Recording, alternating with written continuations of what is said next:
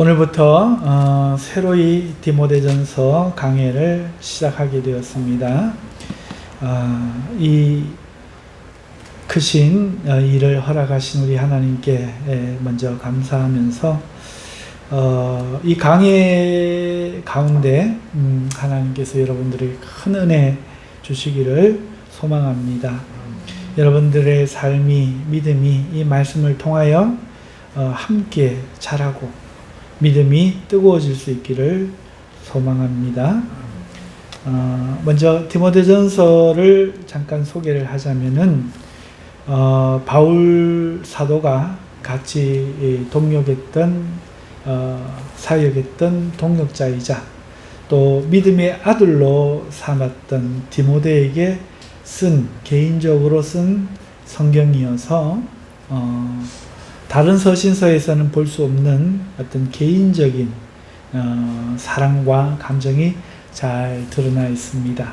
또 이단의 문제와 목회자로서 무엇을 해야 할지, 어떤 것을 주의해야 할지를 당부하는 그 부정과 같은 사랑이 잘 드러나 있다 하겠습니다. 그래서 목회자가 이 본문 디모데 전후서는 꼭 수시로 읽고 자기 것으로 해야 될 것은 물론이고, 이것은 모든 교사, 모든 지도자, 또 나아가서 부모의 특히 아버지 된 사람들이 이 말씀을 읽고 모든 리더들이 이 말씀을 읽고 교훈 삼고 영적 유익을 삼아야 될 줄로 믿습니다. 오늘은 첫 시간으로 1절에서 7절 내용을 살펴보고, 제목은 사랑이 가르침의 목적이 되게 하라 라고 정했는데, 이 말씀을 통해서 영적 유익이 될 수 있기를 기도하며 말씀을 전합니다. 먼저 1절, 2절 인사말로 본문은 시작하고 있는데요. 우리 구주 하나님과 우리의 소망이신 그리스도 예수의 명령을 따라 그리스도 예수의 사도된 바울은, 이렇게 주어가 시작하고, 믿음 안에서 참 아들 된 디모데에게 편지하노니 하나님 아버지와 그리스도 예수 우리 주께로부터 은혜와 긍휼과 평강이 내게 있을지어다 라고 인사 내용을 서술하고 있습니다. 이렇게 말하니까 편지 형식을 다 갖추었다 우리 이렇게 생각하지만, 이것이 지금 서신이잖아요. 편지 형식으로 예를 들면 우리나라는 어떻게 합니까? 친애하는 누구에게, 친구에게 이렇게 하고, 그리고 안부를 그동안 적적하고 보지 못하였는데 어떻게 지내시는가, 나는 이차 저차 잘 지내고 있다네, 이런 식으로 이렇게 안부를 전하는 것으로 우리나라 편지, 요즘 편지는 시작을 하지요. 그런데 우리와는 좀 다른 겁니다. 예를 들어서 우리가 할 때 경산인한교회 다 아는 처지에 목사인 나는 이렇게 하면은 좀 이상하지요. 그런데 사도 바울은 오늘 본문 1, 2절에서 자신이 누구인지를 먼저 밝히고, 그 다음에 2절에서는 자신에게 디모데는 누구인지를 밝히고, 그리고 축복을 전하며 인사하고 있습니다. 이것이 굉장히 독특한 점이죠. 오늘날과 다른 거죠. 내가 누구인지를 밝히고 나에게 네가 누구인지를 밝히는 것, 그리고 축복하는 것. 바울 사도는 자기 자신을 이렇게 밝힙니다. 하나님의 명령을 따라 그리스도 예수의 사도된 사람이다, 이렇게 밝히고 있죠. 이게 그 자신의 정체성입니다. 여러분 누구세요? 누구 엄마요? 어디서 시집 온 누구 댁이요? 청도 댁이요? 이렇게 출신을 말하거나 자식 이름을 말하거나 남편 이름을 말하거나, 이렇게 혹은 어떤 일을 하는 자신이 누구인지 말할 때 그런 일이나 출신, 소속, 이걸 밝히지요. 사도 바울의 정체성은 이거예요.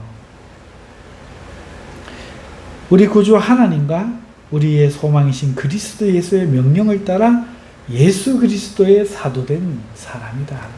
나다. 이렇게 고백하고 있죠. 여러분, 사람이 자기가 무엇을 하는 사람인지를 아는 것이 굉장히 중요합니다.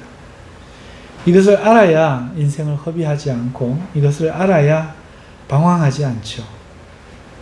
자신의 정체성이 없는 사람은 무엇을 할지를 모르죠.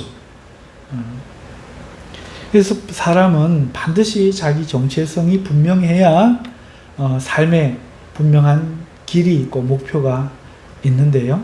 바울은 이 정체성 하나로 살았죠. 내가 사도다. 예수의 사도된 사람이다. 복음을 전하기 위해 사도된 사람이다. 더 나아가 이방의 복음을 전하라고 부름받은 사람이다. 이래서 그는 오직 이 복음을 위해 달려가는 것만 생각했습니다. 관제와 같이 자기가 죽음으로 이 복음을 전한 일의 마침에 사용될지라도 전혀 흔들림이 없었고요. 그러니 다른 어떤 위협이나 유혹에도 흔들림이 없었죠. 그가 그렇게 강인할 수 있었던 것, 바로 이 정체성 때문이죠. 그래서 사람의 관계가 중요하고 아버지와 영적 아들 관계가 중요하나 보고 싶었느니 그리웠느니 뭐 어떻게 지냈느니 이런 문안보다는 오직 이 길 안에서 너와 내가 아버지와 아들로 우리 사귐을 하자. 이러한 분명한 의도가 여기에 드러나 있죠. 만일 우리가 교회에서 이것이 빠지면 그저 목사와 장로, 목사와 성도가 밥이나 먹고 사랑합니다, 보고 싶습니다 이런 거나 하고 그렇게 되겠죠. 그러다 보면 어느 날 섭섭합니다, 왜 차별합니까 등등 뭐 여러 가지 이야기가 생기겠죠. 우리가 이 정체성이 필요해요.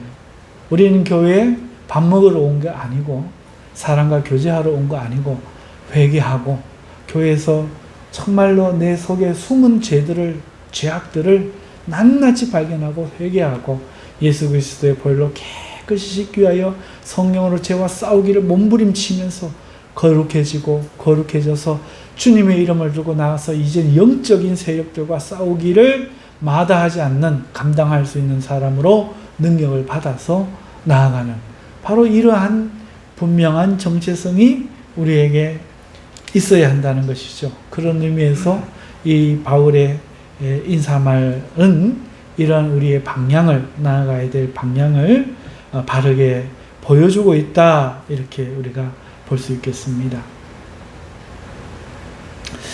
그리고 그가 자기를 소개할 때 좀 독특한 것이 보이는데요.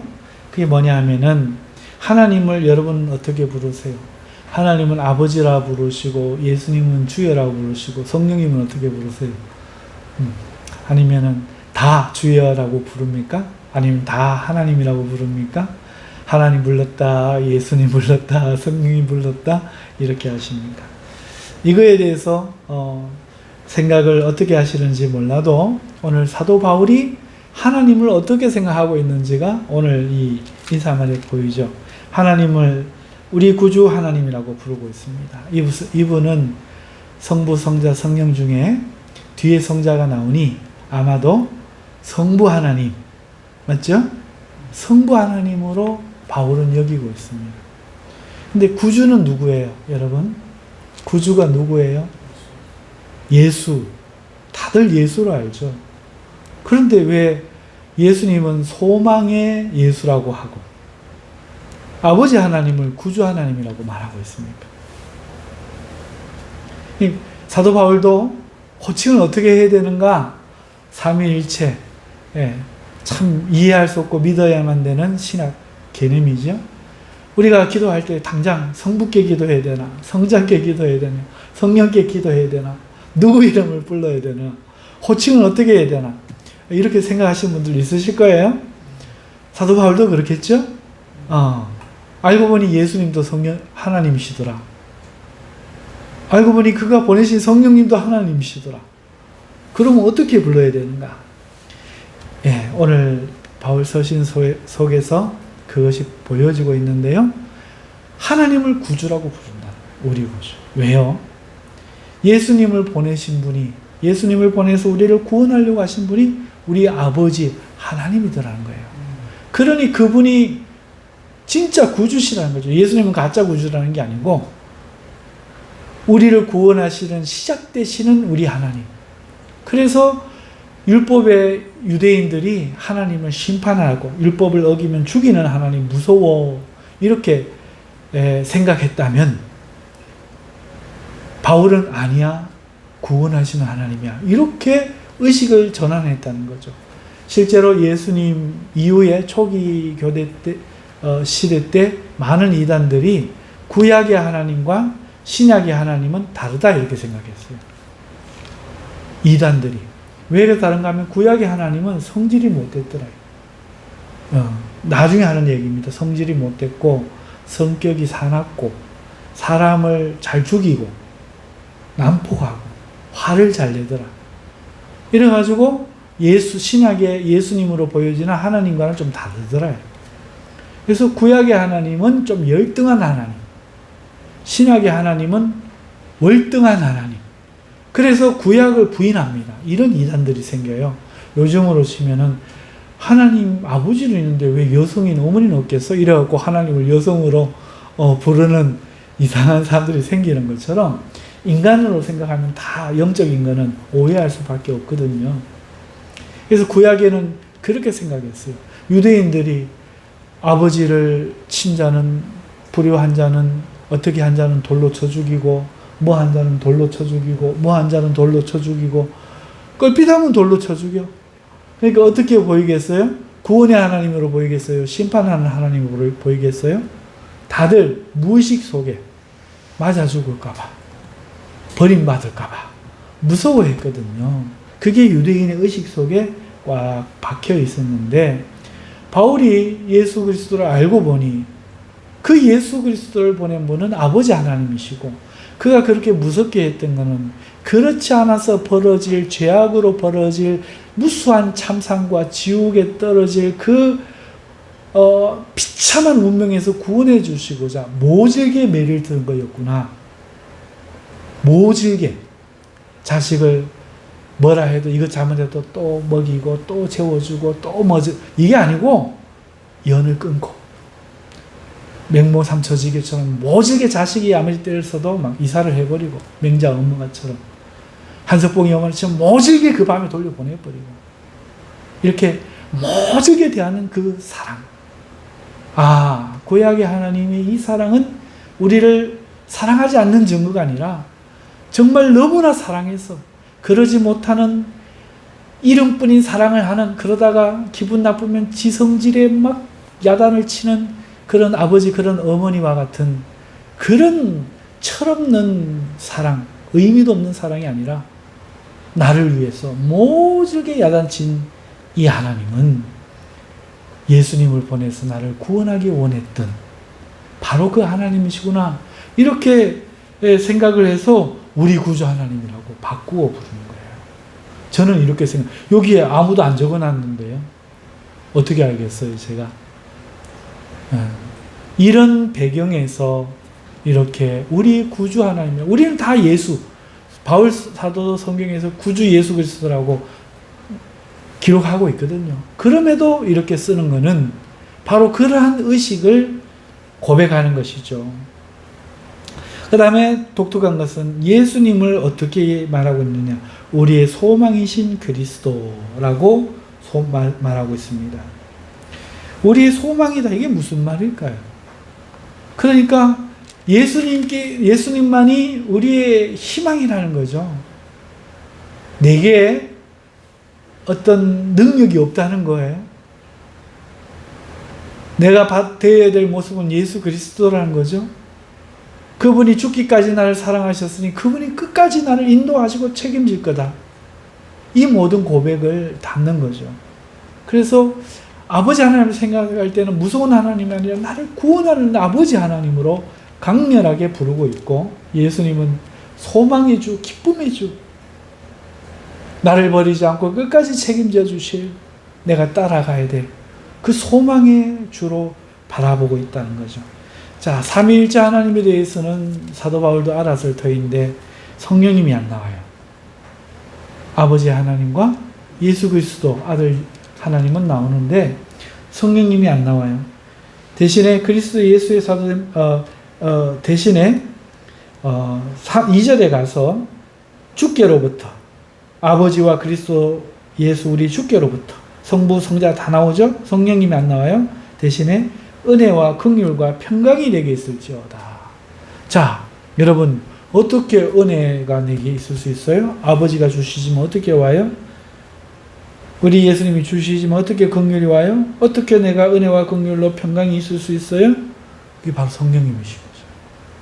성령님이 오셔서 아버지와 예수 그리스도가 원하시는 은혜 그리고 그 긍휼로 나를 평강하게 지켜주시니 성령님의 오늘 우리와 함께 하신 모양으로 이렇게 성령님을 표현하는 것이죠. 독특하게 표현하는 겁니다. 그래서 성령님이 계신 증거가 뭡니까? 찬송이 은혜가 돼요. 내게 지금 성령님이 계신 증거, 찬송이 은혜가 돼요. 그리고 하나님의 긍휼한 마음이 느껴집니다. 그리고 마음이 평강합니다. 틀 평강 가운데 하나님이 붙들어 주셔요. 그래서 이게 성령님이 계신 증거죠. 무슨 일을 하는데 환난이 닥쳤는데 어떤 일을 시작하는데 이상하게 마음이 평강한 거예요. 기도했더니 마음이 평안한 거죠.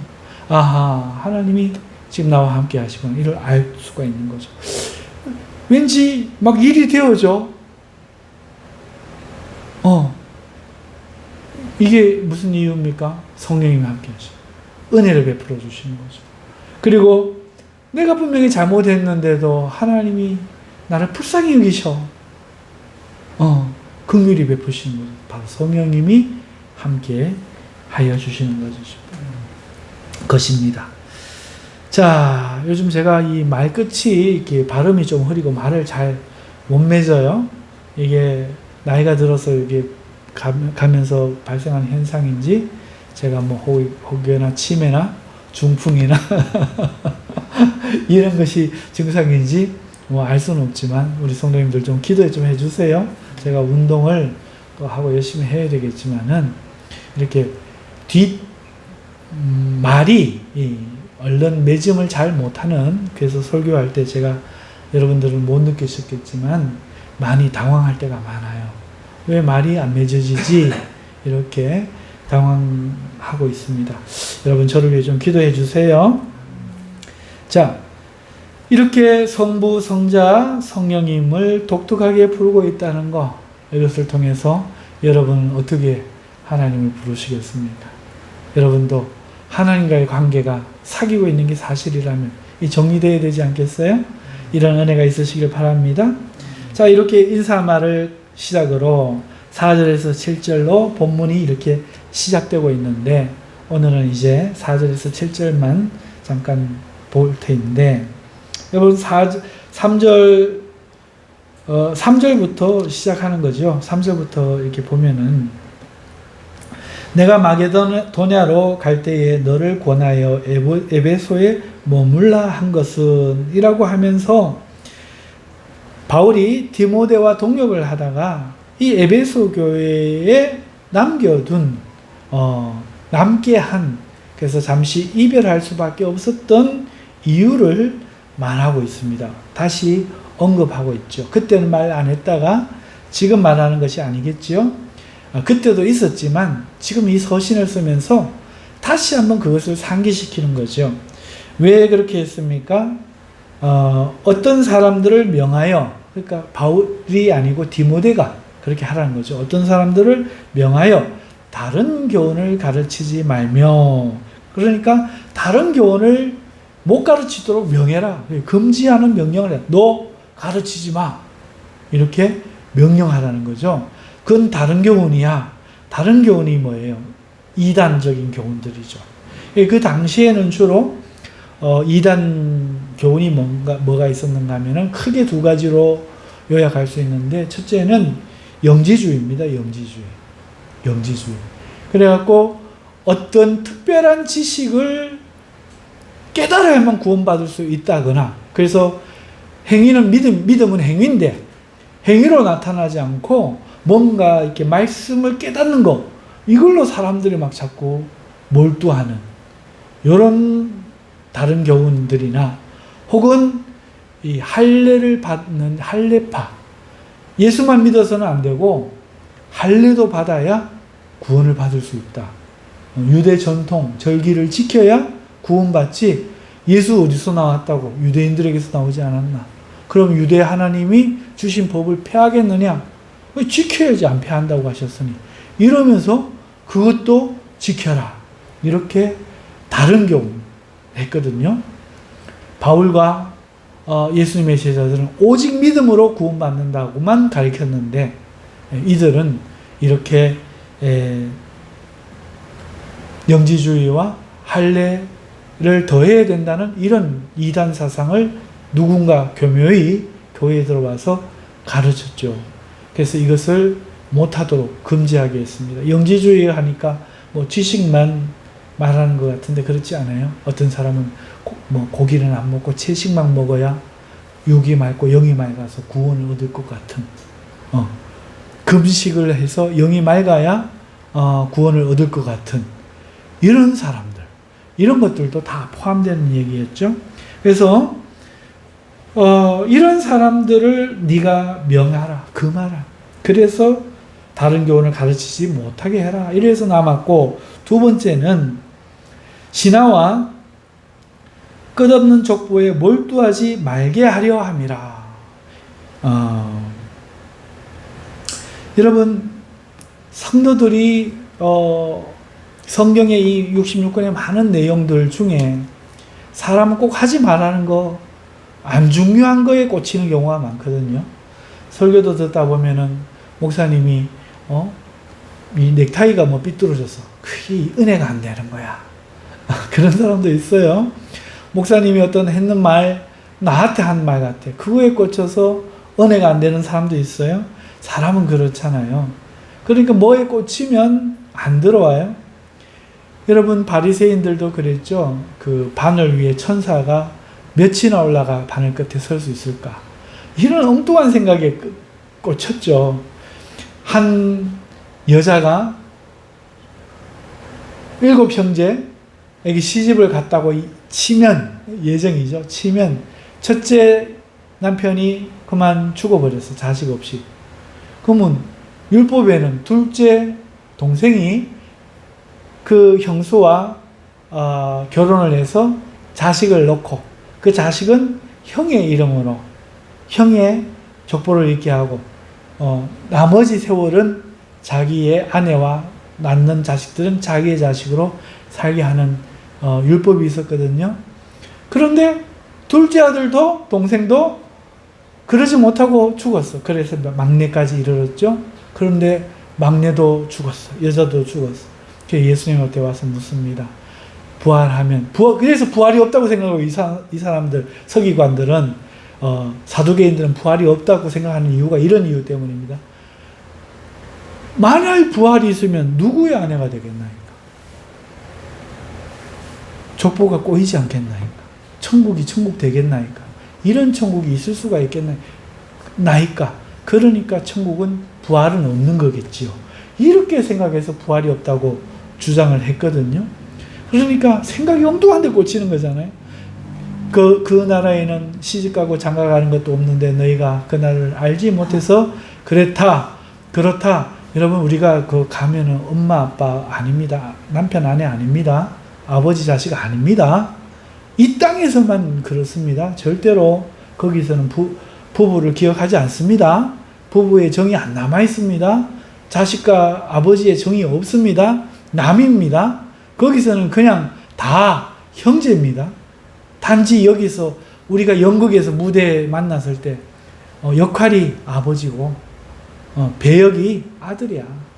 근데 연기가 끝났는데도 아버지, 아들 이럽니까?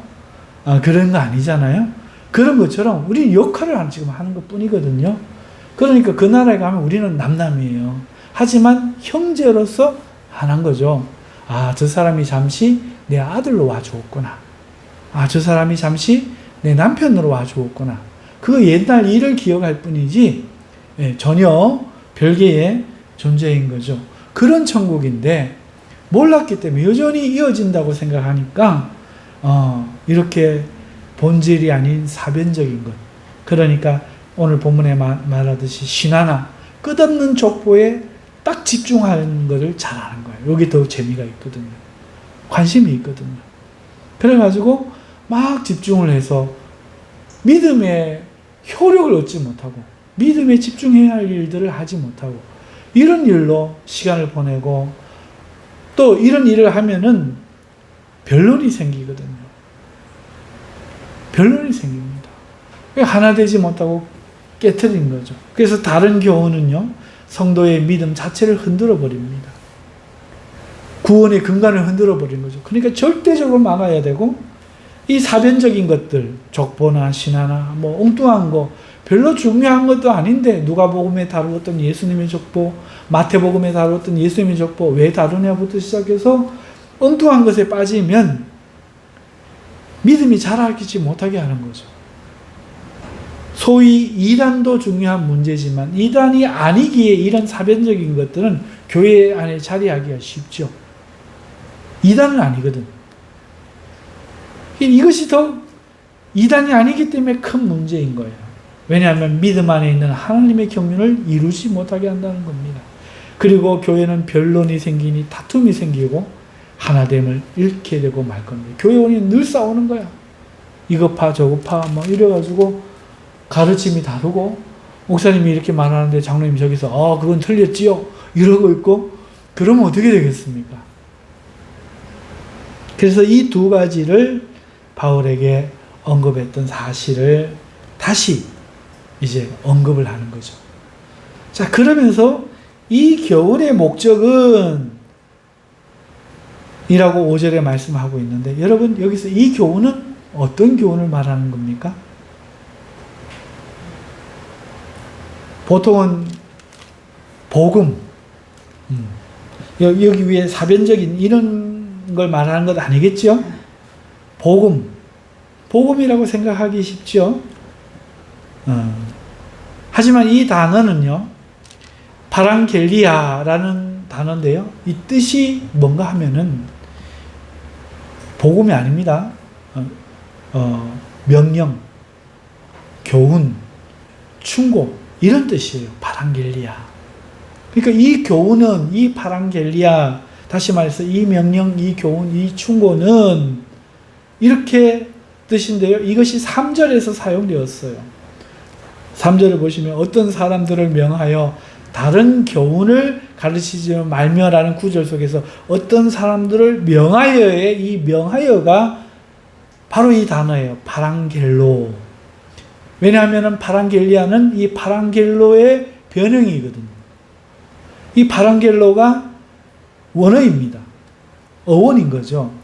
이 파랑겔로 뜻은요, 명령하다, 명령을 내리다, 가르치다, 지시하다 이런 뜻이에요. 자, 그러면 한번 보십시다.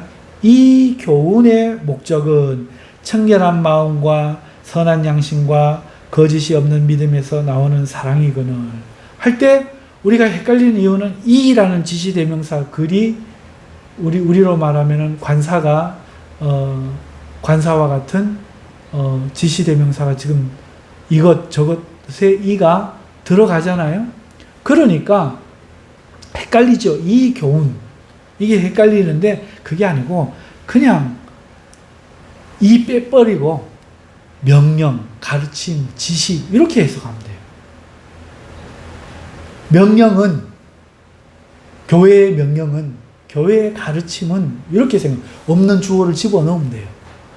교회의 가르침은 교회의 명령은 목적이 뭐다? 청결한 마음과 선한 양심과 거짓이 없는 믿음에서 나오는 사랑이 목적이다. 바로 5절이 그 뜻이거든요. 이제 무슨 뜻인지 분명하게 이해가 되셨죠? 예. 이것을 5절에서 밝히시는 거예요.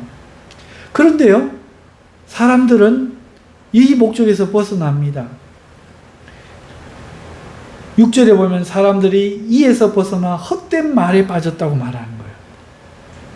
교회의 명령, 가르침의 목적은 이런 건데 그 목적을 잃어버리고 헛된 말을 한다는 거예요. 그래서 율법의 선생이 되려고 한다는 겁니다. 율법의 선생이 되려 하나 율법을 자꾸 가르치려고 하는 거예요. 율법은 이것 뜻은 율법을 자꾸 가르치려고 한다는 거죠. 옳고 그름을 가르치면서 그걸로 선생이 되려고 하는 겁니다. 명령, 가르침의 목적은 뭐라고요? 이러이러한 것에서 나오는 사랑인데, 사랑하는 행위가 목적인데, 가르침의 목적은 사랑으로 하는 것인데, 이거는 오히려 선생이 되려고 하는 거죠. 선생이 되려 하나 자기가 말하는 것이나 자기가 확증하는 것도 깨닫지 못합니다. 자기도 여러 말 하다 보니까 말도 틀리고 그렇다는 거죠.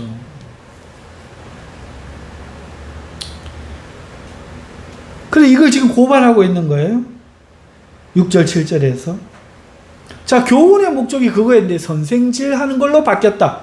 이렇게 생각하시면 돼요. 교훈의 목적은 사랑인데 사랑 때문에 교훈하고자 하는 것인데 다르게 말하면 어디서 나오는 청결한 마음, 선한 양심, 거짓 없는 믿음 때문에 나오는 이 사랑 때문에 막 이렇게 교훈해서 명령해서 가르치는 건데 선생 되려고 이렇게 목적이 자기가 선생되는 여기에 있다 하는 것이죠. 이런 어리석은 교사 행위가 교권주의가 교회에 있다. 교회 와서 막 성경 공부 열심히 하고 막 그런 교회들도 있어요. 성경 공부가 나쁜 게 아니에요. 그런데 그 공부를 가르치는 데 있어서 목적이 뭐다? 사랑으로 하는 게 아니고 교사됨의 목적이 있다. 그래서 자기 이익을 챙기는데 목적이 있다. 그러면 안 된다는 거죠. 그걸 지금 이야기하는 거죠. 그러니까 디모데도 이래야 되고 다른 교사들도 이렇게 해야 되는 것입니다. 이 두 가지를 지금 대비함으로써 이 교훈, 즉 교회의 가르침이란 명령이란 지시란 이런 목적을 사랑이라는 목적으로 해야 한다. 여러분 이 바울의 의도가 디모데가 성도들을 명령할 때, 지시할 때, 가르칠 때 율법의 교사로 권위로 막 그렇게 하는 것만이 아니라 그렇게 하면 안 되고 그 명령의 그 가르침의 목적이 이렇게 하는 것은 사랑 때문이라는 이 목적을 지금 다시 상기시키려고 하는 거예요. 그러면서 이 사랑이 어디에서 나오는지를 이야기하고 있죠. 청결한 마음에서 나오는 사랑. 무슨 의미인지를 우리가 생각해 봐야 되는데 이 청결, 카다로스, 이 청결은요, 깨끗한, 순결한, 이런 뜻을 가지고 있는데요. 그러니까 깨끗한 마음, 순결한 마음인데, 이렇게 하니까 뭐가 깨끗한 건지, 뭐가 순결한 건지 모르잖아요. 모를 때는 반대 걸 대비해 보면 좀 잘 알지요. 반대 게 뭔가 하니까 불결한, 더러움, 이런 뜻입니다. 그러니까, 불결한 물건, 더러운 물, 깨끗한 물, 깨끗한 물건. 딱 의미와닿죠. 그러니까 우리 마음도 다른 게 묻어 있어서는 안 된다는 거겠죠. 오염돼서는 안 된다는 거예요. 오염되지 않은 깨끗한 순수한 마음. 두 번째, 또 어떤 것에 반대되는가 하니까 가득 찬 것에 반대는. 뭐가 가득 차 있을까요? 퓨어가 깨끗한도 있죠. 순수한이라는 단어도 있는 영어 단어잖아요. 그러니까 순수한은 비어있는 거죠. 비어있는 거. 아이가 순수하다. 아직 뭘 모르는 거죠. 욕심이 가득 차 있고 세상 것으로 가득 차 있으면 순수할 수가 없죠. 그러니까 깨끗한 마음과 그 다음에 순수한 마음, 비어있는 마음, 세상 거 다 내버리고 세상의 것들 가득 찼던 마음 다 욕심도 돈도 부귀영화도 다 내어버리고 쾌락도 욕망도 다 내어버리고 비어있는 그 마음. 이 마음에서 나오는 사랑, 이 사랑 때문에 가르치고 싶고 지시하려고 하고 명령하려고 하는 거죠. 매를 들려고 하는 거죠. 그 다음에 또 어떤 반대의 의미가 있는가 하면은 불순결, 그러니까 어떤 의식에 있어서 막 안 좋은 부정한 어떤 의식이 들어가 있거나 도덕적으로는 순결하지 않은, 그러니까 이런 거와 반대된 영적으로나 도덕적으로나 하나님 앞에 모든 것에 있어서 순결한 이런 마음에서 나오는 사랑이다. 이게 어떤 마음인지 이해가 더 되시죠? 그래서 오염되지 않은 마음으로, 깨끗하게 비어있는 마음으로, 그 다음에 거룩하고 순결한 마음에서 나오는 이 사랑 때문에 내가 저 성도를 가르쳐줘야 되겠다. 명령해야겠다. 이걸 명령해줘야겠다. 이거를 야단을 쳐야겠다. 이렇게 거기서 나오는, 이게 목적이 되어야 된다. 왜 명령하느냐? 이 사람 때문에. 이런 것이 청결한 마음과 뜻입니다. 두 번째, 선한 양심에서 나온다고 말하고 있어요. 이 사랑은 선한 양심에서 나오는 사랑이거늘. 이 선한 양심, 이 선한은 말 그대로 선하다는 뜻인데요. 양심, 이 슈네이데스라는 단어인데, 이거는 양심, 여러분 양심이 뭔지 아세요? 여러분 양심이 뭐예요? 양심 의외로 몰라요. 이게 정의가 잘 안 돼요. 그죠? 우리가 생각할 때 양심에 찔린다 정도가 가장 정확한 표현일 거예요. 거짓말하고 양심이 찔린다. 도둑질하고 양심에 찔린다. 이런 그 죄를 자각하는 그것만 우리가 양심 이렇게 말하거든요. 미안하다, 부끄럽다. 그런데 이 슈네이데스는요, 그런 양심도 말하지만 의식을 이야기하는 겁니다. 의식이 뭐예요? 사람 어떻게 살아야 되죠? 돈보다는 사람을 중요하게 살아야지. 사람이 자기 자신에게 떳떳해야 돼. 남에게 잘 보일 필요가 없어. 자기 자신에게 떳떳해야 돼. 이런 거 의식이거든요. 남에게 비굴하게 친절할 필요가 없어. 정중하고 존중하면 돼. 이런 거 의식이거든요. 사람은 일하고 살아야지. 돈은 깨끗하게 벌어야지. 이런 거 의식이거든요. 그러니까 선한 양심은 선한 의식, 양심에 부끄럽지 않은 선한 마음, 이런 걸 말하는 거죠. 그러니까 어떤 사람을 명령하는데, 저 장로님쯤 되시는 분이 우리 교회 몇 년 계셨어요? 성문사님 저한테 양복해 주실 때 양복 안 해주셨죠? 그냥 예를 드는 거예요. 또 이거 누가 듣고 믿을까봐. 양복 몇 벌 해주셨어요? 장로가 그러셔도 되겠어요? 양복 한 벌쯤은 그래도 하는 게 맞지 않습니까? 이렇게 말을 하면서 뭐라고 하는 거죠? 수넴 여인이 사르밧 과부가 어떻게 복을 받았어요? 주의 종성기다가 받았죠? 장로님? 그런데 어떻게 알면서 그러고 계세요? 이렇게 말은 맞는 것 같아요. 말은 맞는 것 같아요. 그런데 뭐가 틀립니까? 요 선한 양심에서 틀린 거예요. 요 사람 목적은 당장 하나님 말씀에 순종하는 줄 믿으시면 아멘. 오늘 당장 해주시기 바랍니다. 돈이 없어요? 카드라도 내일 갖다 놓으세요.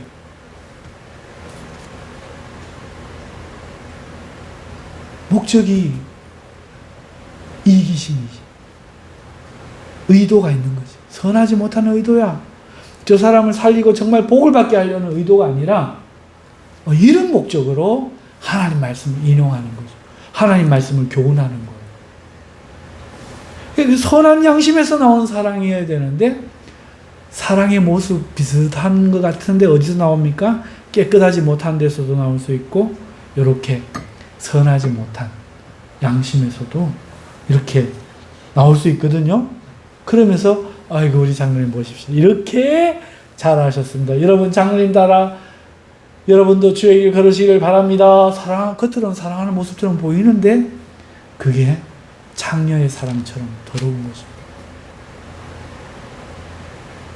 보기에만 거룩한 것, 보기만 친절하고 인자하고 매를 들면 무섭고. 제가 늘 자주 드는 예로 그런 거 있잖아요. 개 비유. 개장수들이 개를 옛날에는 잡아갖고 가서 보신탕으로 팔았어요. 그러면 개를 보고 이놈의 개새끼 이리 안 오라 하고 몽둥이 들고 잡으러 쫓아가면 개가 잡히겠어요? 도망가지. 그러니까 개장수는 어떻게 해요? 예, 메리메리 쩡쩡 고기를 들고 아이고 이쁘다 웃으면서 자세를 낮추면서 이리 와라 이리 와라 이렇게 가져 던져주면서 그래요 개 잡아갑니다. 안 그러면 못 잡아가죠. 그런데 저 옆에 그 개를 좋아하는 아이가 지나가요. 이 개를 사랑해. 예. 그런데 개가 지금 잡혀갈 상황이라 개장수인 걸 알았어. 그럼 어떻게 합니까? 야! 그거 먹지 마! 먹으면 안 돼! 하고 돌을 들어가고 막 개 앞으로 막 던집니다. 도망가라고. 그러면 개는 어떻게 됩니까? 이 사람은 좋은 사람, 이 돌 던지는 아이는 나쁜 아이. 이를 을른거리는 거죠.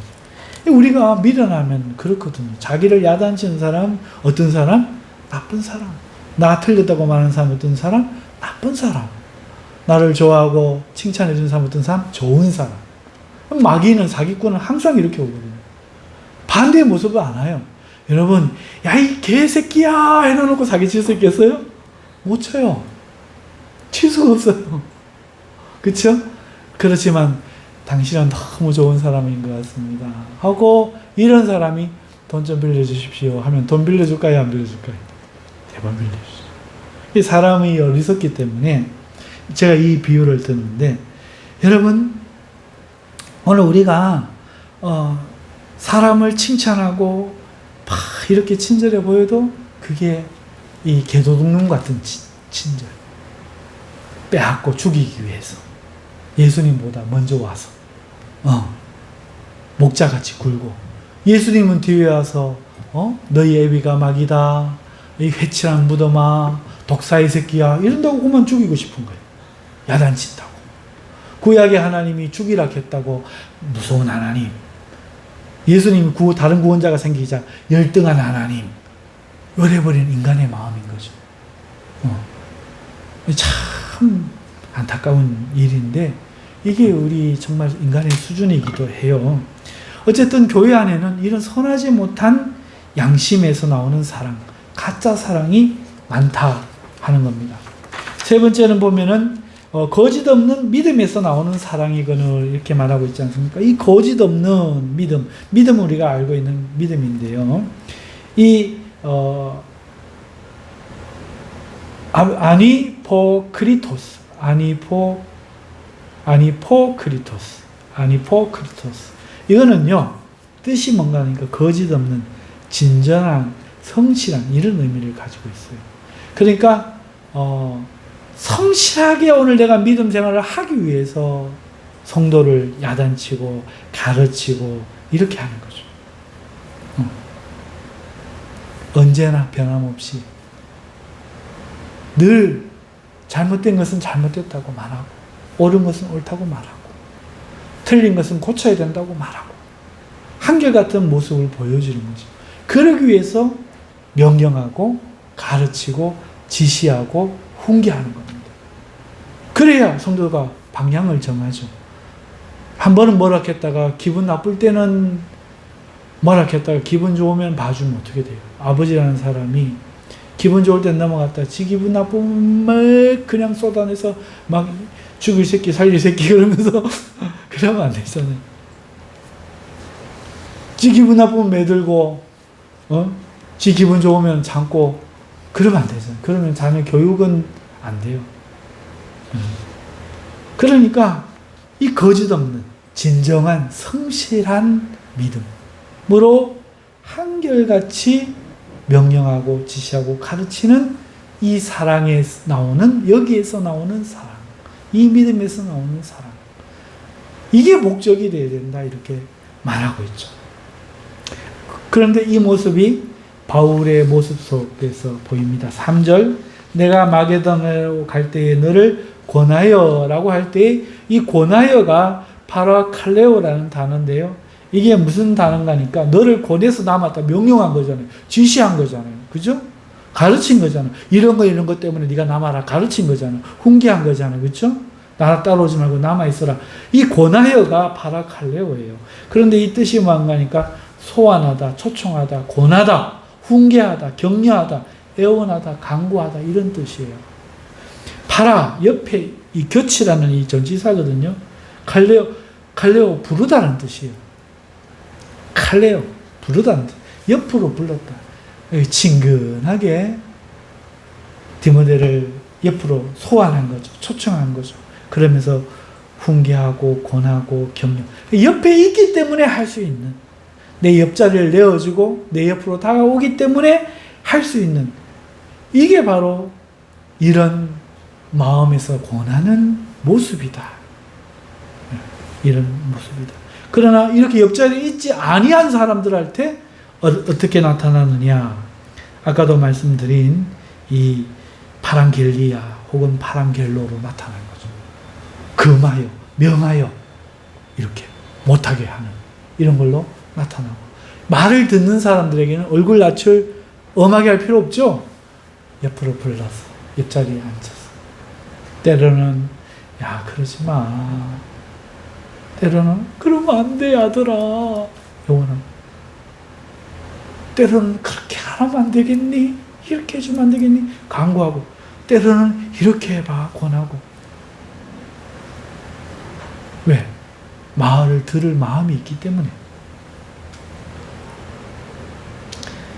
바울이야말로 디모데에게 있어서 참 선생이라고 할 수 있고 권위를 주장할 수 있겠으나 이와 같이 곁에 불러 교훈하고 훈계한 모습을 직접 보여주는 것이죠.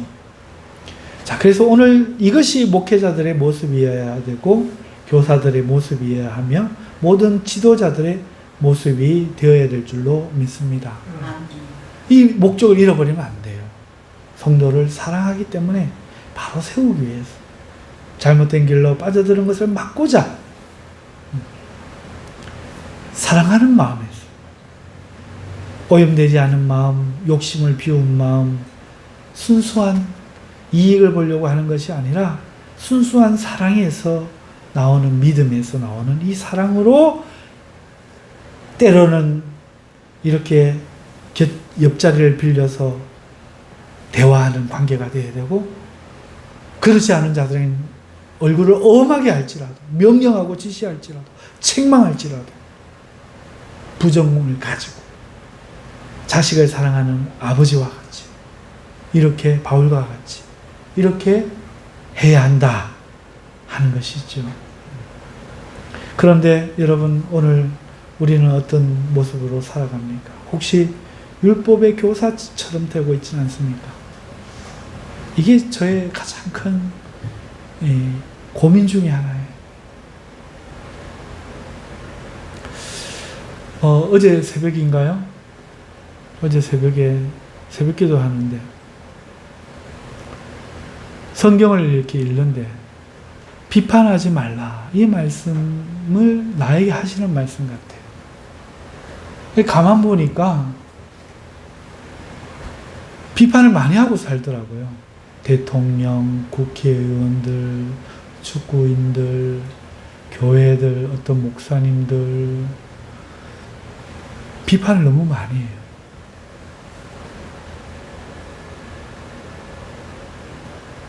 그게 악심이더라고요. 처음에는 그렇게 시작하지 않겠으나 뭔가를 남 틀린 것을 고쳐주려고 시작을 했다가, 잘되게 해주려는 이런 마음으로 시작했다가 어느새 나도 모르게 율법 교사가 되어서 마음이 완악해진 거 아닌가. 그런 사람이라면 주님의 다음 말씀이 이 말씀이더라고요. 네가 비판하는 그것으로 네가 비판받지 않으려면 비판하지 마라. 그리고 그 다음 말씀이 이거더라고요. 외식하는 자요. 네가 남의 눈에 티는 빼려고 하면서 어찌하여 네 마음에 네 눈에 들보는 깨닫지 못하느냐. 이게 악독이 이제 들본 거죠. 이 들보를 뺀 후에야 남의 눈에 티를 빼어 밝히 보게 하리라. 우리가 이 목사를 한다는 거, 교사로 산다는 거, 교사들이 타락하고 아나무인이 되고 하는 거, 목사들이 아나무인이 되는 게, 이게 바로 이런 역할을 하면서 자기도 모르게 교만이 들어오는 거죠. 율법의 교사 노릇 하려고 하는 거죠. 사랑의 목적이 사랑인 것을 잊어버리는 거예요. 그러고 보니까 나도 그런 모습이 보이더라고요. 우리 애들한테도 그렇고 우리 교회 청년들한테도 그렇고 때로는 내가 너무 감정에 치우쳐서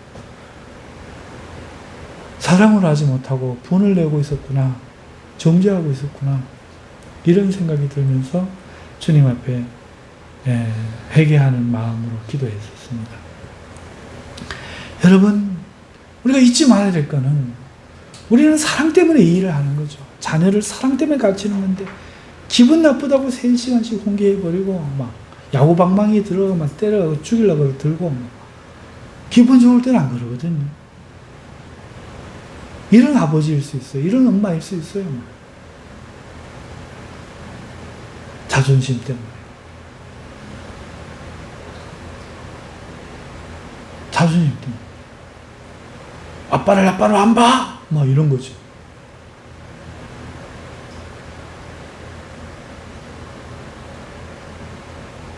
내가 이 말을 하는 거, 말을 하거나 말을 안 하고 참는 거는 다 사랑 때문에 하는 것이어야 되고, 매를 드는 것도 사랑 때문에, 매를 안 드는 것도 사랑 때문에 해야 되지 않겠습니까? 매를 드는 게 이 아이를 위에 옳은 거라면 아버지 노릇, 역할 배워가지 말고 매를 들어야 되고, 매를 안 들어야 될 때는 아직 이게 안 되겠구나, 이게 모르겠구나 싶을 때는, 때가 이러구나 싶을 때는 참아야 되겠죠. 여러분, 우리는 이런 사랑으로 때로는 타이르고 곁에 두고 때로는 책망하고, 이걸 기억해야 될 줄 믿습니다. 언젠가 우리는 형님이 될 겁니다. 언젠가 우리는 선생님이 될 겁니다. 선배가 될 거예요. 교사가 되고 아버지가 되고 목사, 장로가 될 겁니다. 그런데 장로 노릇을 한다면 어떻게 하겠어요? 목사 역을 하면 어떻게 되겠어요? 겉으로 볼 땐 표가 안 나지만 그건 진정성이 안 담기기 때문에 들통 나는 거죠. 잘하고도 인정을 못 받는 겁니다. 사랑하는 성도 여러분, 사랑이 가르침의 목적입니다. 이 교훈, 가르침, 이 명령, 이 지시, 이 지도, 왜 합니까? 사랑하기 때문에 하는 겁니다. 이걸 잊지 말아야 하겠다는 겁니다. 오늘 디모데 전서 강의 첫 시작에서 바로 이 부분을 통해서 오늘 우리의 잘못된 모습을 회개하고 돌이키고 또 배울 수 있는 은혜가 여러분들에게 있으시기를 주님의 이름으로 축원합니다. 기도하겠습니다. 거룩하신 하나님, 우리의 잘못과 우리의 허물을 용서하여 주시고 이제부터라도 주님의 뜻대로 행할 수 있는 사랑의 지도자들이 다 되게 하여 주시옵소서. 예수님의 이름으로 기도합나이다. 아멘.